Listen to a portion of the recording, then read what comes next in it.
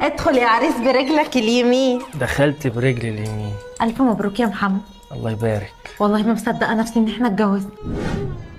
بس انا مقلق كده وخايف عشان اخويا عادل. يا دي النيله على عادل. عادل وخلصت خلاص. انت ناسي ان انا كنت رافعه عليه قضيه خلع وكسبتها؟ يعني ما بقتش مراته ولا هو بقى جوزي خلاص. دي المشكله يا بنتي، المشكله ان هو كان جوزك اصلا. ايه المشكله في كده؟ المشكلة عادي إيه؟ اتجوزنا وما اتفقناش. وكمان ما يا بنتي المشكله ان انا اخوه. وانا ما برجعش لواحد رد سجون. ما تاخدنيش في دوكه. انت نسيت تخلينا زغرة. لازم ازغرت لنفسي وانا عروسه. ايوه بقى. ماشي ماشي يا عم، وريني. يا نهار اسود يا امنيه، ما لقيتش الا اخويا تتجوزيه. وانت يا محمد